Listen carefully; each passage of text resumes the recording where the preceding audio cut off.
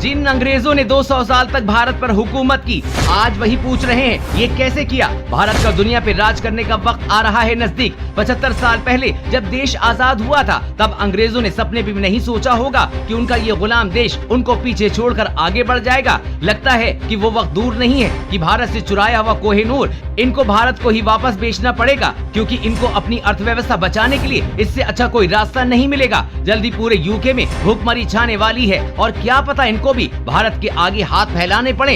UK के हालात तो इतने बिगड़ गए हैं कि लोगों के पास अपनी गाड़ी में तेल भी डलवाने के पैसे नहीं हैं। भारत दुनिया की 5वीं सबसे बड़ी अर्थव्यवस्था बन गया है। उसने ब्रिटेन को पीछे छोड़ दिया है। गुजरे 10 सालों में उसने 11वें पायदान से यहाँ तक का सफर तय किया है। यह हर लिहाज से शानदार और फख्र करने वाला है। अब भारत से आगे सिर्फ अमेरिका, चीन, जापान और जर्मनी रह गए हैं। ये ब्रिटेन के लिए बड़ा झटका है। हाल में प्रधानमंत्री नरेंद्र मोदी ने 2047 तक भारत को विकसित राष्ट्र बनाने का टारगेट फिक्स किया है। जब ऐसे बड़े लक्ष्य रखे जाते हैं तो देश बड़ी बुलंदियों को छूता है। ब्रिटेन को पीछे छोड़ने की खबर ऐसे समय आई है जब भारत ने चालू वित्त वर्ष की पहली तिमाही में 13.5% की ग्रोथ दर्ज की है। भारत दुनिया में सबसे तेज आर्थिक विकास हासिल करने वाली बड़ी अर्थव्यवस्था बन चुका है। इस वित्त वर्ष में भारतीय अर्थव्यवस्था के 7% की रफ्तार से बढ़ने का अनुमान है। सिर्फ एक दशक पहले ही बड़ी अर्थव्यवस्था में भारत 11वें पायदान पर था। उस समय ब्रिटेन 5वें नंबर पर होता था। धीरे धीरे करके वो इस फासले को कम करता गया है।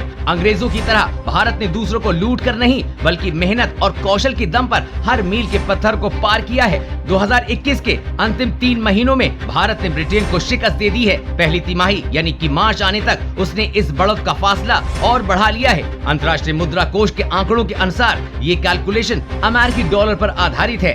डॉलर एक्सचेंज रेट के हिसाब से मार्च तक नॉमिनल कैश टर्म्स में भारतीय अर्थव्यवस्था का आकार 854.7 बिलियन डॉलर था। इसी आधार पर ब्रिटेन की अर्थव्यवस्था 816 अरब डॉलर की थी। IMF डेटाबेस और ब्लूमबर्ग टर्मिनल के हिस्टोरिकल एक्सचेंज रेट का इस्तेमाल करते हुए ये कैलकुलेशन किया गया है।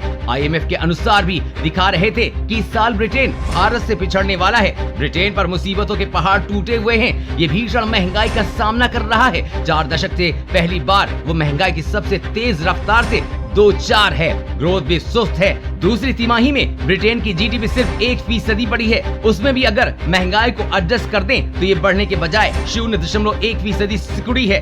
डॉलर के मुकाबले उनकी करेंसी का प्रदर्शन भी काफी फीका रहा है। ब्रिटेन के लिए खबर एक और मायने से खराब है। ये तब आई है जब वो अपना नया प्रधानमंत्री तलाशने की राह पर हैं। इसके लिए विदेश मंत्री लिज ट्रस और पूर्व वित्त मंत्री ऋषि सुनक रेस में हैं। प्रधानमंत्री कोई भी बने, लेकिन उसके सामने कई चुनौतियां होंगी। सबसे बड़ी चुनौती तो अर्थव्यवस्था को रफ्तार देने की होगी। बीते कुछ सालों में भारत में सुधारों की बयार आई है। ये सुधार हर क्षेत्र में हुए हैं। सुधारों की दिशा में बढ़ने से सरकार घबराई नहीं है। उसने made in India, digital India, skill India जैसे कई इनिशिएटिव लिए हैं। इसका ग्रोथ पर सकारात्मक असर पड़ा है। कोरोना के दौरान भी आर्थिक विकास को बढ़ावा देने पर सरकार का जोर रहा है। सरकार की इस पॉलिसीज का फायदा हुआ है। ब्यूरो रिपोर्ट, सरेआम टीवी।